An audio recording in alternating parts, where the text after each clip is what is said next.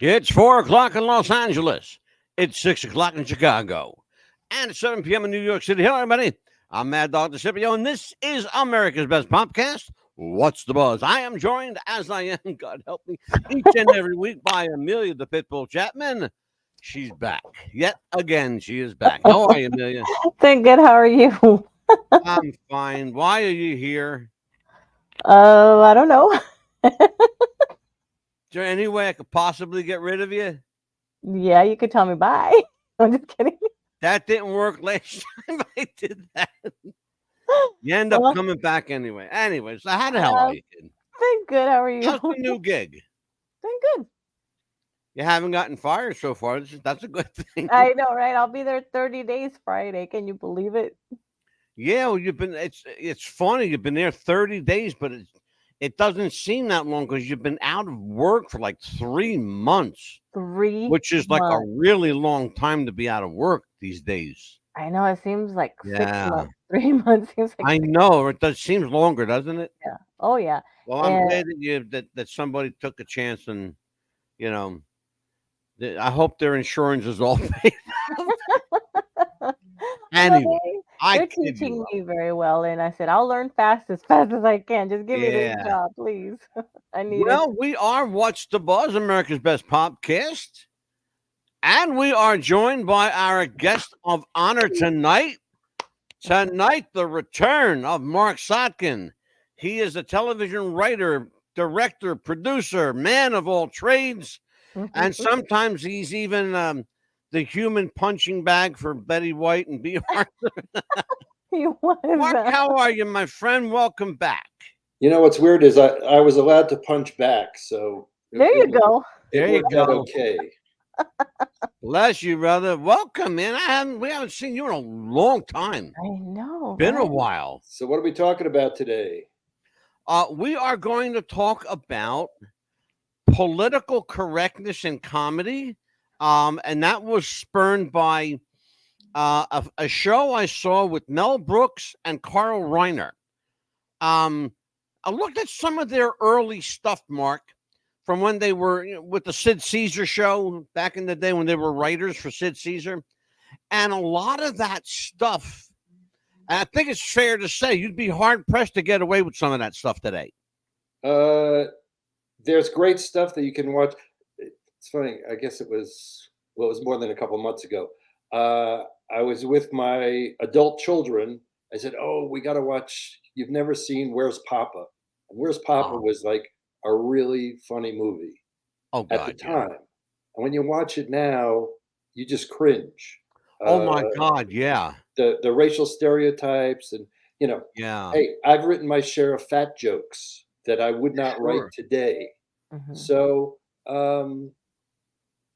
I think as yeah. humans we've evolved a little bit, haven't Well, we? I want to go there with you if you don't mind, because we're actually want to have this discussion. It's becoming I've had comedians on the show, or tried to have some more comedians on the show, and it's funny that they don't want to appear for the risk of offending someone. I Yeah. thought that was Yeah. comedy. I thought we were supposed to. Yeah, Hmm. but you don't understand.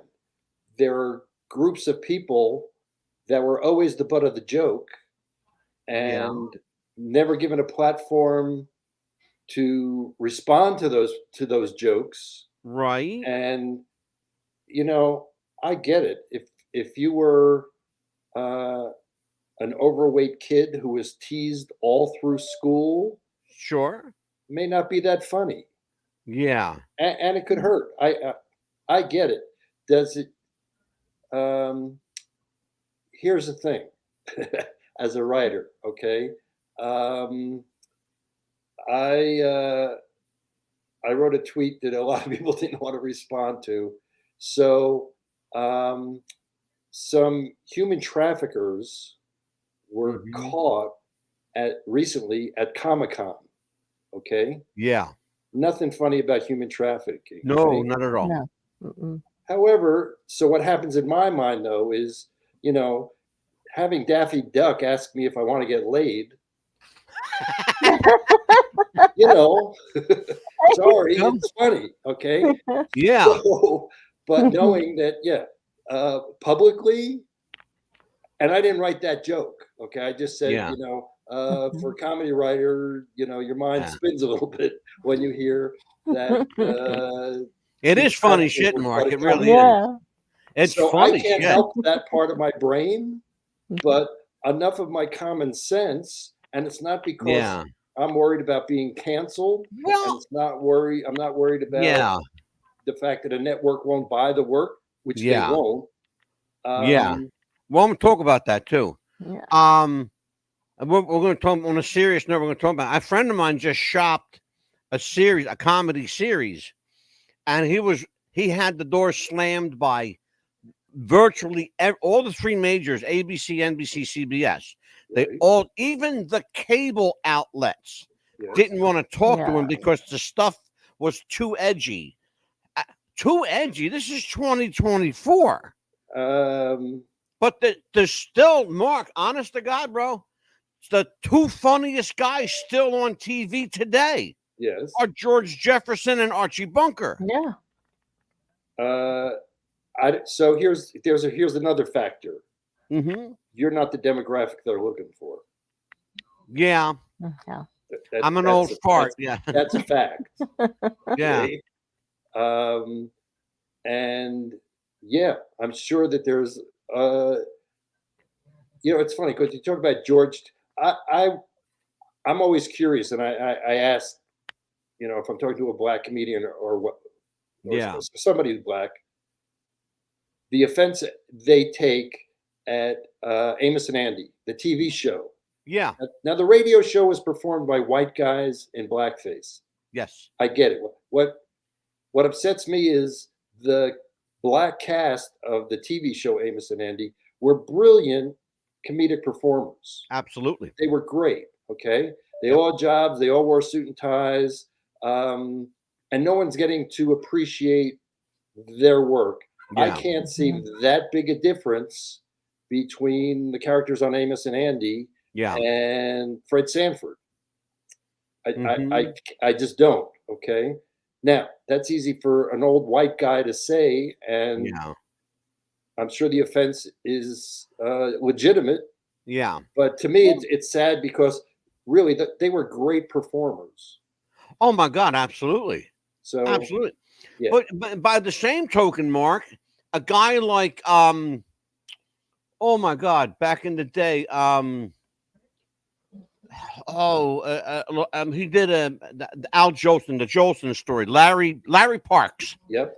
A guy like Larry Parks, his career was obliterated, Yep. partly over blackface, partly over he was accused of being a communist. Yeah, that is what did his career. Yeah. I worked with Betty Garrett on LaVerne and Shirley, Sure. and Betty was married to Larry. Yeah. Yeah, no, it was the McCarthy hearings that did Yeah. him in. It wasn't the blackface. Well, then why then is it? And I don't understand it. I don't know if it's hypocrisy or certain things are just acceptable. But for example, the Ronald Reagan film, You're in the Army Now, right? Right? Yeah. Okay.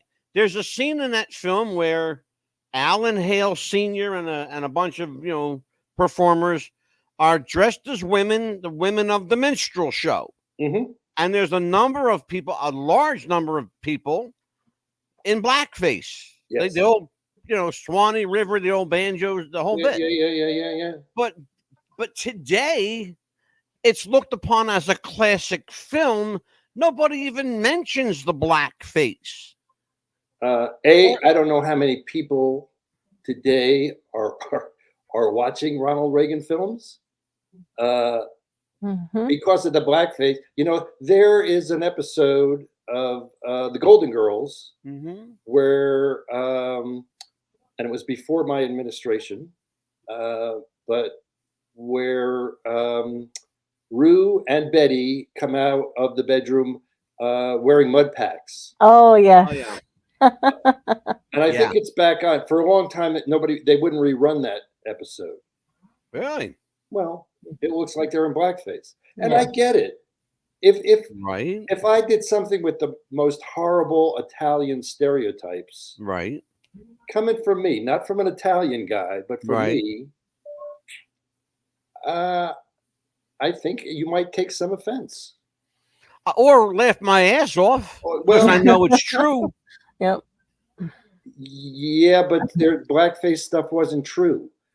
Okay, Yeah. and having Step and Fetch It be dumb and shuffle around, that's not true. Yeah. Would it make That's any what's difference offensive. if the mud pack was a different color? So this is, and I think there's some reason coming to the decisions that are being made. Some reason. Yeah. And some comics are just saying, screw it. Ricky Gervais, who I find really, really funny, isn't caring so much about who's offended and who's not offended. Yeah. Yeah. Mark, I have a number of television stations from overseas that I watch. Yes. And they get away with far more than we could ever consider getting away with. They always have. They always have. Oh yes. Yeah. Why is that? And why are we so behind the 8 ball? Because I don't care which side of the political spectrum you're on, Angelo. I have something to say about that in a little but bit. I don't. So I don't care. To make you very happy. I don't care which side you're on. Mm-hmm. Whatever anybody says, half of the people are going to be offended, and half the people aren't going to give a shit. True. Yeah. True. That's true. Amelia, questions for Mark. And I don't know if that's the same thing in Europe anymore. Quite frankly, social media has changed so much of this. Yeah. Because in the past, if you were offended by something, I didn't know. You wrote a letter to the network, and who cares? Yeah. So that's part of it. True. After the printing press was invented, the Inquisition happened. Because all of a sudden, a lot of people could write stuff and have their opinions out there. And now everybody's opinion is out there. So it's real easy to get canceled. Yeah. It's really easy to Strangely, piss Mark, I people don't off. think it was a coincidence, my friend. No.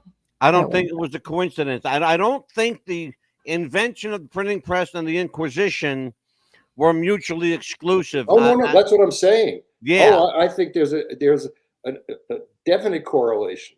Oh, you'll not get an argument from me. Absolutely. Yeah. Well, I think it's the same thing that's going on now. Yeah. True enough. Oh yeah. Amelia, questions for Mark. Like, for example, like when you were writing for like Charles in Charge, for example, how far would you let a kid get as far as what they would do for a show compared to let them get away with now? The fact that people can say he sucks today. When I was growing up, that meant you were giving someone a blowjob. Somebody who was sucking was giving somebody a blowjob.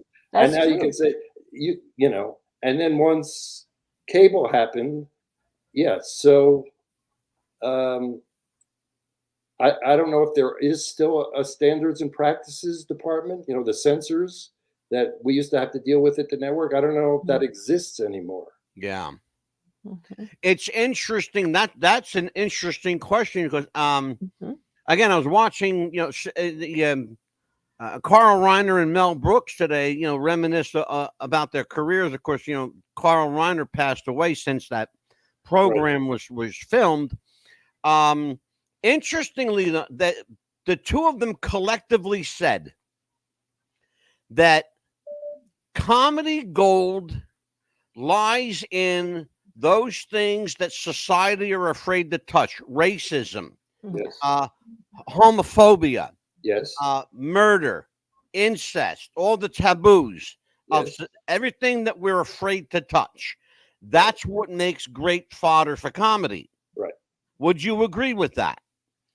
Yeah. And I also agree, not agree, but think that I haven't stopped writing gay jokes. Okay. But hopefully what I'm writing is more accurate gay characters. And I'm not making fun of their gayness. If Right. it's truthful, and I actually have if I write a gay joke now, I have a couple of gay friends who it's my gaydar. Okay, Yeah. Yeah. Yeah. can Sure. I do this or not? Exactly. Yes. So yeah, if you're writing a gay character accurately, I think you can. I think that character can be funnier. Mm-hmm. You know. Interesting. And again, you, in terms of populating what I'm writing now, okay, if you're writing television, you have to have a gay character, and Oh, you have, sure. there's a checklist. They Oh, don't give yeah. you a list, but there's a checklist. Well, Okay. there is. Yes. Now, realistically, gay characters are better written by gay writers. They know Yeah. the experience. True enough. Yes. But if I'm going to populate what I'm writing with gay characters and with people of color or whatever, I have to be able to write those jokes and be smart enough to write jokes that are Yeah. funny, because nothing's funny if it doesn't have an element of truth in it. Well, that was another thing I wanted to Yeah. talk to you about. That was one of the quintessential points that Mel Brooks brought up. The element of truth Yes. is almost always, in fact, not almost always, it's always necessary. Yeah. As a basis for humor. Yes. Because otherwise it's just bullshit. It's just made up. It's you. And Anybody you don't get it. You don't get it. Yeah. What we laugh at is the common experience. Mm-hmm. Okay. Why are fart jokes still being written? Because everybody farts. Of course. Okay? Everybody gets it. Sure. Absolutely. So yeah, the more you can tap into the total zeitgeist, so the more people will get it. And what we're all making fun of us. Sure. Right. It's just making fun of the human condition. So if you're making fun of something that that doesn't exist, that why can't we all laugh at the human condition? Why are some people just so wound up, so fucking tight? Yeah, I'll never understand because some that. of the human condition ain't that funny. It's not. I mean, and again, consider myself a fairly liberal person, Right. No, but it also goes back to the hurt. Okay. Yeah. Really tough. I think Hogan's Heroes was a great show. Yes. I loved it. The fact that it got pitched and got on the air is amazing. Okay? It really is. It really is. It's amazing. It's amazing. And every time I see any Nazis on television now or movies, you keep hoping that Sergeant Schultz is going to come through the door. Well, Mark, especially given the proximity at the of the end of the war to when the show aired, it wasn't all that long. No, that was amazing. But people don't understand that we had just finished the war, and already these guys were making fun of Hitler. Basically, what they were doing. Yeah, well, because the Nazis were the dumb guys. Yeah, exactly. You know what? It was done well. It was done very well. It was done well. Okay. Yeah. So, those Nazis weren't talking about sending people to the ovens. Right. Exactly. Okay.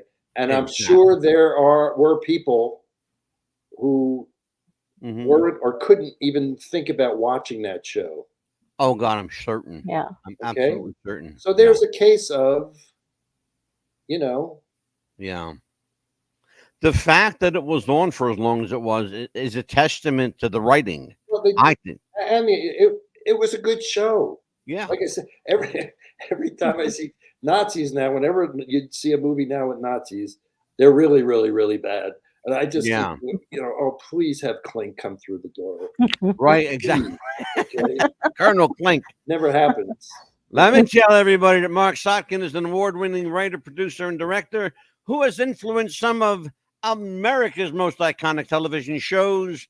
His credits include Blancy's Beauties, You Wish, First Time Out, Platypus Man, Stop, with late stop, Richard stop, Denny. stop. So you say that, and you start with the worst shows I worked at. I went from Listen to me. Platypus Man was like, You're gonna say Golden Platypus Girls. Man was terrible. You Wish was worse than Platypus Man. You Wish was such a piece of shit. You're gonna say Golden Girls. It's a So you're living saying Golden Palace. The I started with the headline is this guy worked on the worst shows. Blansky's Beauties. Come on. I started with the worst and went to the best. You don't even have to tell them about the worst. You have to say the Golden Girls. They don't need to know about the worst. You just go. All right, well, then you go Golden let Girls, me do this LaVerne then. Shirley, Gary Shandling. There you go. We're done. Here you go. Here the revised list, ladies and gentlemen. This is the revised list. It is me a drum roll. It's the Sinbad Show, the Golden No, Palace, Golden Girls. stop. Oh my God! Here we go. Did We you gotta ever get rid of see that. the Sinbad Show? No, it's the Golden Girls. It's Did you ever see the Sinbad Show? LaVerne and Shirley. There you go. Right. It was mildly humorous. Oh, thank you. So you're starting with mildly humorous. Jesus. Angelo. It would have been much more humorous if Mr. Sinbad had let you do what you're supposed to be it for us. This LaVerne and Shirley, this is worse than the political stuff, Angelo. Okay? It would have been far more worthy of Marc Sotkin had Mr. Sinbad let you do what you're supposed to do instead of trying to have creative control over everything. I was the fourth showrunner of that season. Oh my God, brother! Jeez. So the guy who created the show left, and two other people left before I got there. Wow. Well, as an honorable mention, though, I had to put Working Stiffs because I'm a Keaton and Belushi guy. You can talk about Working Stiffs. I just wouldn't open with Working Stiffs because it was a very, very long time ago, and a lot of, hopefully, your audience, those who aren't in an oxygen tent, have no idea when that was. We're just going to delete the shit out of that one. Working Stiffs is fine. Working Stiffs is fine. We can start with LaVerne and Shirley, the Golden Girls, and then Garrett Shandling specials. And he's written Gary. Oh yeah, God bless her. God rest his soul. Yeah. Gary Shandling. That man was a fucking comedic genius. Yes. He was. His delivery was. I love the deadpan delivery. He always had the same expression on his face. And I'll tell you what, a guy like Shandling today, what a difference he could make, brother. Yeah. Oh man. He is needed. A guy like that. We need another Gary Shandling. They're still funny people. Yeah. Gary was funny. I love the Gary Shandling show. Yes. I love the cast of characters, Jeffrey Tambor and oh my God, please, Larry David. Gary, so we did 2 Showtime specials before he even got any of those series. See, I met Gary. We were both in an improv class. This was like when we first got off the bus in Hollywood. Right. So I knew and worked with Gary early on in both our careers. Mm-hmm. And so we would just spend hours on the phone just making each other laugh. So I got to work with him before he became Gary Shandling. Right. And that made it a lot easier. A lot of writers who worked with Gary later on, it wasn't as pleasant an experience. Not taking anything away from his comic genius. The guy was, he was really, really funny. Yeah. But became hard. And you understand it on some level, and because the pressure increases. Yeah. So I was lucky that Gary and I early on were very close, and we did good work together. Yeah. I'll tell you what an amazing guy. Here's an example. So we did the second special we did was called the Gary Shandling 25th anniversary special. Right. And it was as if Gary had a talk show for 25 years. Right. And so this was the clip show. Yeah. Did a big fat joke. And did, a guy who had written a book about how painful it was to be fat. And in the middle of the bit, the couch breaks. Mm-hmm. Funny then, wouldn't write that joke today. Yeah. And I guess, comedy, when we're going to talk about comedy being cylindrical. But before we do that, Mark has authored several books, including With Time Off for Bad Behavior. That was, and if you guys don't understand what that's about, I'll tell you here after this. The Comatose Adventures of Lenny Rose and Kind of Dirty Paris Confessions.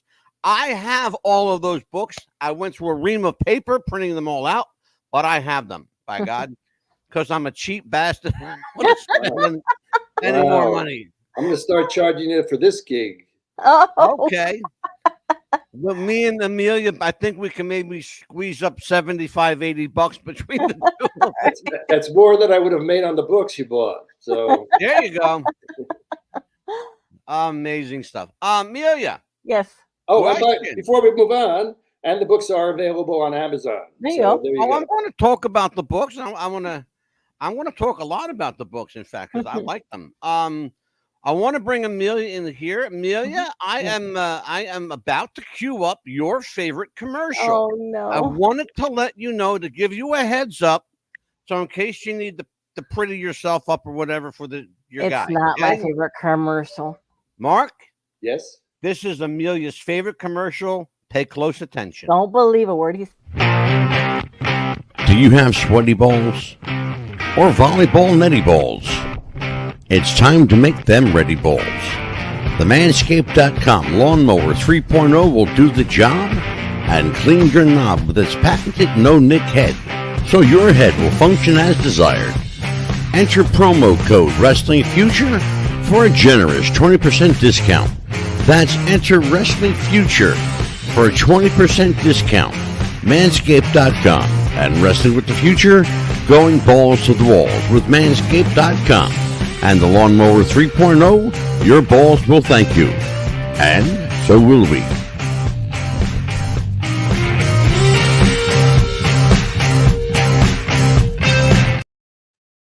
We are back with television writer, producer, director Marc Sotkin. Mark, let's talk a little bit about this. The last time you were here, Cindy Williams was still among us. She is sadly departed this level. Your book, With Time Off for Bad Behavior, chronicles your time on LaVerne and Shirley. It is. For those, It's a novel that takes place on a show sort of similar. It's not a tell-all. right, but it's highly inspired by your time. You can maybe figure out who's who. Yeah. Okay. So let's talk a little bit about this. For those of our listeners, and there aren't many who don't know, but let's just recap the behind the scenes on a show like LaVerne and Shirley, where creative control is given to the stars of the show over the writing staff and over a lot of stuff. Contractually, they have a right, I suppose, because they're getting the big bucks. But how they don't contractual. That's not it. Well, it depends whether they also have a producing credit or not, and they may have been involved in creation of the show. Mm-hmm. So sometimes yes, sometimes no. Okay, how does that invariably affect a guy like you who has one job, and that is to crank out a script every week and make it funny and make it work? How tough is that to do? So this is the story I told. I may have told it on this show. I don't even know anymore. But this is the comparison. Okay. Mm-hmm. When I was doing LaVerne and Shirley, and I would get a call from the stage that they would say, the ladies would like to see you on stage. Right. And I would call my wife before I'd go down there and say, I'm not coming home tonight. Yeah, right. We're going to go see something at this run through that has absolutely nothing to do with the script. But it is going to be funny, and we're going to have to spend all night rewriting it. I go to work a number of years later on Golden Girls. I'm the showrunner on Golden Girls, and it's only a few weeks in, and I get a call from the stage that says the ladies would like to see you on stage. And I'm like Pavlov's dog. It's like, oh my God, what have I signed up for? And I go down there, and Betty wanted to change the word this to that. I don't want to say this one. I want to say it's that one. I said, just this once, Betty, but don't let this happen again. And, she got it. Everybody knew what was LaVerne Shirley was like. So that was the biggest difference is they would have ideas. Letty and Squiggy had ideas. These were funny people. Yeah. Mm-hmm. So, sometimes I had heard an interview recently with Ron Howard, and he said when people give him notes that are just different, he doesn't pay any attention. If it makes it better, then he's paying attention. So sometimes they would want to do things that were just different, and that was a pain in the ass. And sometimes they had stuff that was better. My biggest regret on LaVerne Shirley is, and because we were all young and they were making a lot of money and everything, is that we couldn't acknowledge that, okay, this is our method of putting a show together. Is it contentious? Yes. I don't think we're going to get pissed off. Yes. Mm-hmm. But we're making a great show. It's the #1 show in the country on a weekly basis. It's either us or Happy Days. So let's just accept this so that we don't have to go. Yeah. There was one night that Chris Thompson and I were waiting outside the stage door for David Lander and threatening him to beat the shit out of him because he had taken a script and said, "Who wrote this shit?" Well, it's not shit. It's what we worked very hard to do. And you may have a different idea or you may not like it. So it was just a very contentious atmosphere that was unnecessary considering the quality of the work we were doing. And I want to piggyback right off of that because David Landers and Michael McKean were both writers. That's how they were originally hired as writers, Right. And so now it's kind of, I don't know if it's a paradox or it's a dichotomy or it's a very difficult position to be in when you have two writers that are now acting on the show. Do they want to throw their 2 cents into you? Well, but here's the thing. Other than saying to you that they came from a sketch comedy group. Right. They had created those characters. So they had created Lenny and Squiggy. Okay. Yeah. So they knew them better than anybody. Mm-hmm. So if they're adding stuff to it, very often it was good. It was funny because they know those characters. Yeah. Sometimes it was frustrating because you'd write something that you were pretty sure would be funny, and I was hired on LaVerne and Shirley because Cindy had just had the entire writing staff fired because they weren't, according to her, writing her character. So I was brought in with Chris Thompson and Judy Askins, who at that time, her credit would either be Judy Pioli or Judy.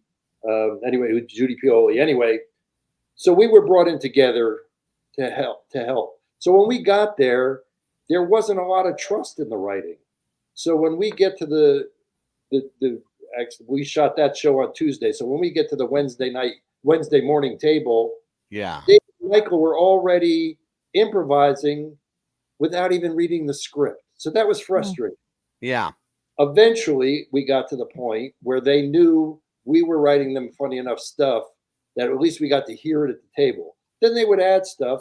And again, it was making the show better. So, Amelia, questions for Mark? Speaking about Cindy Williams, we had someone on our show called Will Keck, and he said that Cindy Williams was just a dream to interview. Would you say that was just her way of being different with him as far as a celebrity? No, I don't. No. And it's funny because I have actor friends who would guest on the show and talk about how wonderful the atmosphere was on stage and how cooperative everybody were, and they're all working.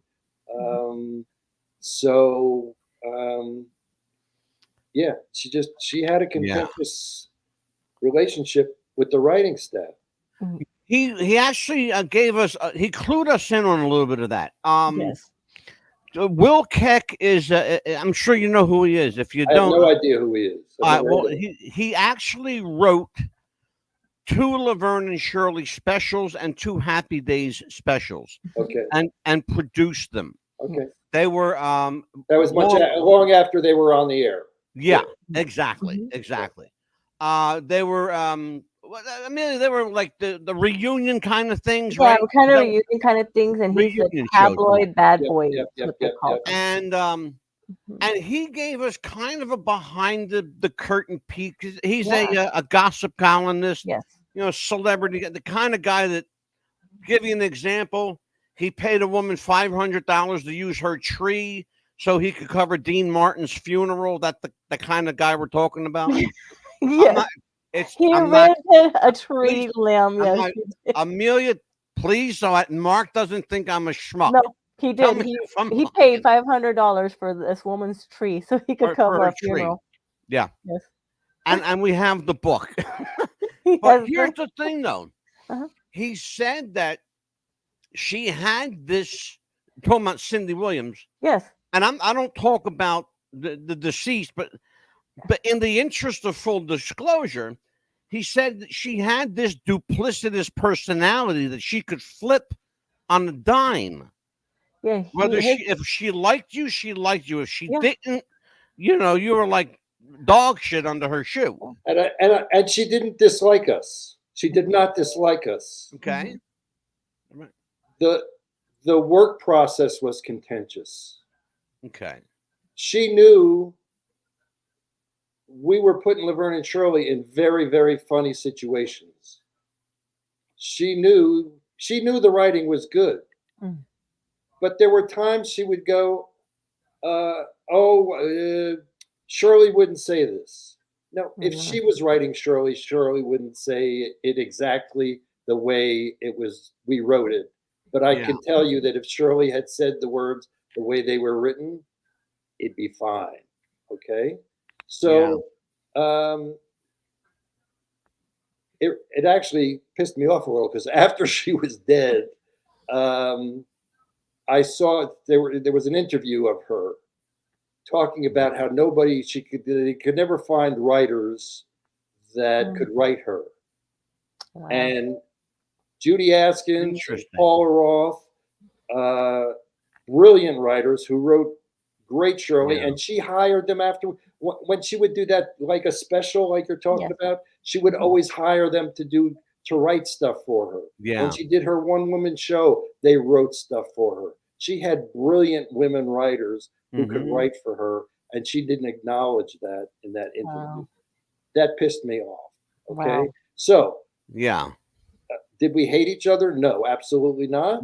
Certainly not when we were working together. But she was not the easiest person to work with. She wasn't.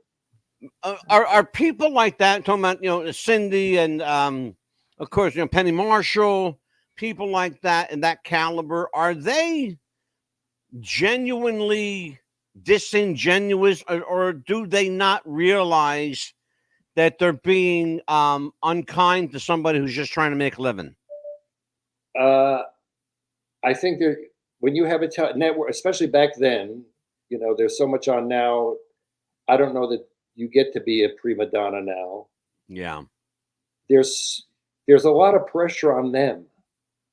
It's their face on the cover of the book or on the TV. You know, Yeah.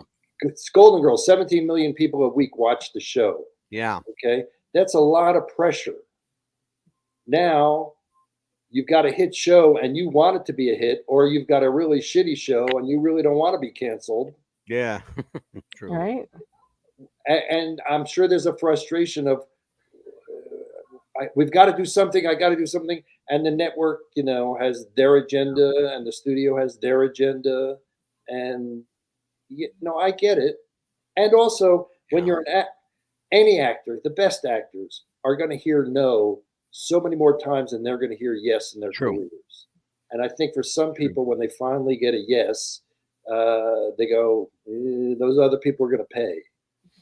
Mark, there are a number of people watching this show and listening to our program. Thank God there are.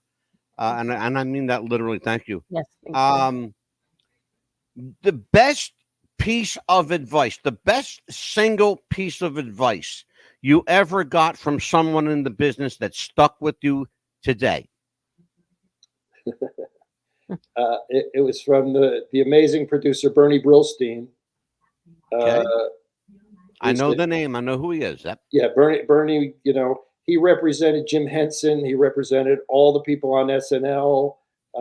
He was a giant in the business. Yes, sir. And what Bernie said to me was, take the money. If they're offering you Smart points, man. they're offering you stuff down the line, take the money. How does a guy like Bernie differ from a guy like Jim Brooks? Totally different job. Jim Brooks is an amazing writer-director. Okay, and let's Tony talk about Brillstein that. was a manager. Okay. Okay. He was the head of a studio for a while, didn't like that as much, came back to managing. He managed huge stars and got them great deals. Does it help that a guy that's a writer is also a producer? Or does that get in the way? Well, in situation comedy, okay, you see a lot of producing credits. Yeah. You start as a staff writer or a story editor, and you work your way up the ladder, and you want producing credits because what you want is, if I'm the showrunner, I'm getting to decide whether my joke is funnier than your joke, and I'm hopefully smart enough to know when your joke is funnier than my joke. Yeah. But I get to make that decision. I get to tell, if you come in and tell me I got a story idea and I don't like it, we don't do it. Yeah. Okay. I have to like it. So you want to be a writer producer because it's going to get closer and closer to your vision of what you're doing. Now, when I go into a show like Golden Girls or LaVerne Shirley, it's a what is it? It's a wish. I have a wish. What the fuck is it? Don't even talk about it anymore, Angelo. You wish. That's what it's called. Anyway, when you go into a show like that, you're not going to go, you know what? Now Rose is the smart one because that's my vision. And I'm going to make, LaVerne and Shirley are going to, whatever. They're going to run for president. Yeah. Well, I'll tell you what, we will be back. We are up against the hard break, Mark. We will be right back, and we got some questions, and I know Amelia is chomping at the bit. We'll be right back. Jess wanted to start a business when something surprising happened. Today, I'm going to teach you how to crochet. She started crocheting, like a lot, and her friends noticed. Jess, you need to sell those.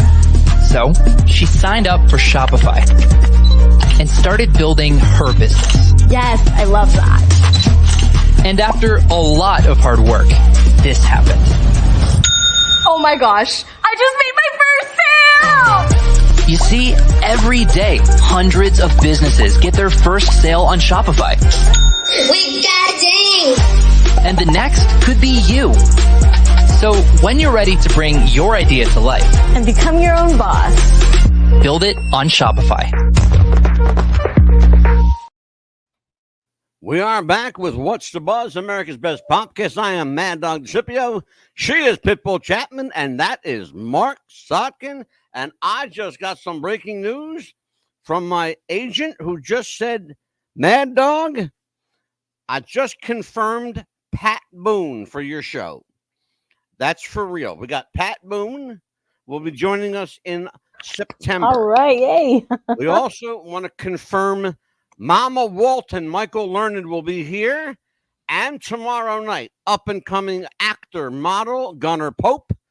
That's just the tip of it. We will also have, from the Jerry Herman estate, his granddaughter will be here and talk all things Jerry Herman and Broadway and Jerry's Girls. Apparently, there was a bunch of girls called Jerry's Girls. Mark, you and I are probably old enough to remember that. He's not going to kill his age. I got to tell you something. If you want to hear the funniest Pat Boone story that you will ever hear, go to marcsotkin.com and watch the interview with Ed Solomon. Ed Solomon is the guy who wrote Bill and Ted's Excellent Adventure. He wrote Men in Black. Oh, God. And I actually gave Ed his first job, okay? Because Gary Shandling called when I was doing LaVerne and Shirley and said, you want to hire this guy. And I hired him while he's still at UCLA, okay, his senior year. Yeah. Anyway, you want to hear a very, very, very funny Pat Boone story, go watch when I interview Ed Solomon on MarcSotkin.com.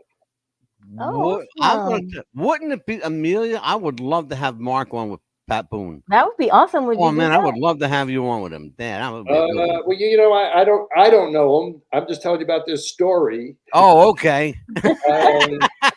This was Ed Solomon's experience, Okay. and it's mostly about Billy Bob Thornton. Ah, That Oh. has a lot to do with it, and this is not just me pimping MarcSotkin.com. I'm telling Yeah. you, this is my very favorite show business story of any. Wow. Oh no shit, for real. There you go. Amelia, questions for Mark. So I see that you're doing spin class. Is that true still? Oh, I stopped teaching spin class Right. when the pandemic hit. Oh, And I haven't gone back. I don't want to be in a room with a lot of people, breathing hard. But I taught spin class for a number of years in Boulder, and when I moved to Santa Fe, I taught here for a couple of years.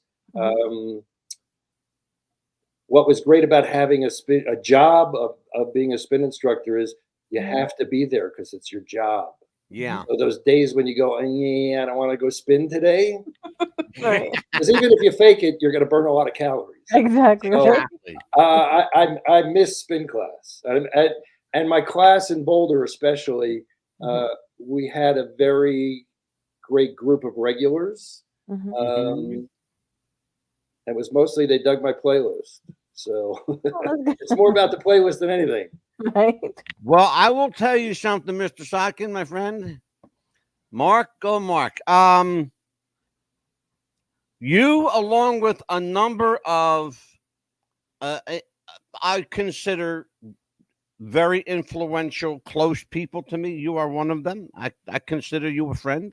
He's one of our best friends in our. I will tell you that I have, and this is, I'm not blowing smoke up anybody's ass. This is for real. I'll bend over if that's what you want to do. It's not a bit. I'm not doing a bit. I will tell you that I am I'm moving to the middle of the political spectrum here. I'm closer to your avenue of thought than I previously was. It was actually, believe it or not, Mr. Kennedy. And strange things happen, though. It's true what they say. Politics really is strange, bedfellows, because it was listening to Robert F. Kennedy Jr. that moved me away from Mr. Trump's thought process. But who do I see come out with Mr. Trump as Mr. Kennedy? I thought to myself, oh man, I'm fucked either way. But here's what I have to say. Wherever the man's head is, I'm sure his heart's in the right place. I'm not going to question anybody's heart. Which guy? Mr. Kennedy. Okay. I think his heart's in the right place. I don't know where his loyalty lies. I don't know that much about Kamala Harris. I'll be honest with you. I just don't. I know how I feel about Mr. Biden, which is, I'm not crazy about the guy, but I'll be honest with you. Okay. But I get it all that. I get it all. Okay. Yeah. And I understand, and I have any number of Republican. We're still talking, Angelo. Yeah, absolutely. Yeah, and we will continue. Okay. Well, I'm a But here's the registered thing. Here's the Republican. thing. Let me make this one point. This is what I Sure, was thinking. absolutely, please. This is what I was thinking about today. Okay. Because I have a number of Republican friends who always say to me now, it's not about Trump, it's about policy. Okay. But look at the number of people from Trump's first administration who were hired to implement the policies that Republicans like. Yeah. That either quit and now say he was completely wrong he shouldn't be in the office. Yeah. Or were fired because they wouldn't implement his version of policy. True. So you're absolutely right. To get the policy people that you want, unless you are really for the 2025 agenda, because Yeah. that is the policy. Yeah, So- absolutely. So, And that's another thing, Mark. I'm not. forgetting that Trump can't say a complete sentence. Yeah. The policy people that we're going to get, I Yeah. think you really need to look at those policies. And that's another thing, Mark, that scares me. I don't know. I don't know enough truthful information about this 2025 agenda. And the reason I don't you is can read it. well, you can read it on one website and it's one thing. And I've done this. And go on another website and the wording is slightly different. Yes, a little different. Have you gone on the Heritage Foundation website? I've not, but thank you for telling me. My guess is it's probably pretty accurate there. Okay. I will do that for sure. But Amelia and I have had this kind of ongoing debate in New Jersey, where I live. Yes. You have to register as a Republican or a Democrat. They no longer allow independents to register here. You can vote independent, but you have to register either Democrat or Republican. Right. Okay. Except in Florida, where Amelia lives, and she's registered as a Democrat and a Republican. Right. And tell me, do you have your cards? I don't have them here with me, but I have registered. She showed them the other day. She's a registered Democrat and a Republican in the same So state. that allows you to vote in either primary or both. In primaries. both. You can vote in both primaries. Yes. Illegally, right? This is the I'm state talking about the primaries. Can Yeah. you vote in both primaries? I can vote for both presidents if I want. Okay, so that's not, but in Florida that's not illegal, is it? It is. Okay. It So is. Yeah. You do can know only. there's a lot of people watching this, right? Yeah. This is the same state that gave us the dimpled Chad and the hanging Chad and Yeah. all So the And Governor DeSantis, who is the yeah, but wait, your governor at the time. but that's only Amelia, half of what you think, because you're also a registered Republican. So who knows what you think? Remember, is what you Amelia, Mhm. the governor at the time, his name was Bush. Yeah, Okay. unfortunately. That was George's little brother. Yeah, and we had Governor Scott. So Angela, you're not allowed. You're not allowed to be an independent. You're not allowed to pump your own gas. Nope. Where in New Jersey are you? I'm in Cherry Hill. I'm 40 minutes from Atlantic City. I know what the cities are. That doesn't tell me anything. Yeah, I'm York. near. I'm Cherry Hill. I'm 10 minutes from Philadelphia. Okay. So you're in central New Jersey. It's interesting. We have a very interesting state here, Mark. I'm from there. As I I'm from there. Yeah, I know. Yeah. So I mean, you're making my point. We have an So interesting. I know how interesting it is. But we will absolutely welcome you back if you want to come back for sure. There's a house available across the street from me. I would love to be there right now for tomatoes and corn. Yeah, I'm gonna tell you what, Absolutely. Jersey corn, man. Absolutely. Jersey tomatoes and Jersey corn's the And best. if you're ever here in Wesley Chapel, I'll make you homemade enchiladas. How's that? There you go. I am in New Mexico. There you go. So I do get my share. I would love to try your enchiladas, but I do get my share of enchiladas. There you go. Right? So, Amelia, what's coming up? Tell everybody what's coming Well, up. as you told everyone, tomorrow we have actor and is the model Gunnar Pope, and his mom is going to be here as well. So we're going to welcome them both. His mother will be with him because he is I believe he's still 16, underage. 17, something like that. So yeah. Is he 17? He's not 18 yet. Okay. No, not yet. So we'll have that. And then, Okay. of course, we will have no show on September the 2nd, which is Labor Day. Labor Day, no show on Labor Day, but we will make up with it on September 3rd and 4th, I believe. What do we got? On the 3rd of September, Tuesday, we have Rise of the Portals. Because there's a lot of those. And a popping up. return to CERN. Right. The return to CERN. I am just confirming now from LA that Dee Wallace will also be joining us in the month of October. Dee Wallace, of course, played the mom in E.T. She was also a featured player in The Howling. An incredible actress, Dee Wallace, also known as Dee Wallace Stone in some circles. will be with us in October. So we're getting some heavy hitters. And of course, Jeffrey Mark will be back with us. And if he can answer his phone, I'll get Bruce Valanche to come back. My man Bruce. Yeah. Another Jersey boy. Yeah, I know. It's funny. Interesting. He was. Did I tell you that Bruce and I went to day camp together? Really? That's how long I've known Bruce Valanche. We went to day Wow. camp together. Camp Pinecrest. Do you, Amelia, did you know how they met? How Mark and Bruce met? No. At summer camp. Yeah. Summer camp? Camp They Pinecrest. met at summer camp. Yeah. That's awesome. Up in northern New Jersey somewhere, right? Yeah. I'm from Patterson, and so's Bruce. Remarkable. I'll tell you what, And Mark. I want to thank you and congratulate you that you had the courage for us to talk a little politics today. I was wondering how we were going to be today. Oh, absolutely, brother. After our exchange, we had an exchange on Facebook. And I think it's just great that we can talk about that openly, and it's obvious that we don't hate each other. Oh my God! First of all, anybody that would lose a friend over politics. That's horrible. That's people are losing family members over politics. Oh yes, they are. Yeah, that's crazy shit. It is. You have to remember, though, a lot of this has to do, and I'm speaking totally seriously. A lot of this has to do with who I am as a person, how I was raised. I take everybody for who they are. Politics has never been an influencing factor in my life. Are you a good person? Are you a decent person? Do you take care of your family? Do you cheat on your wife? If the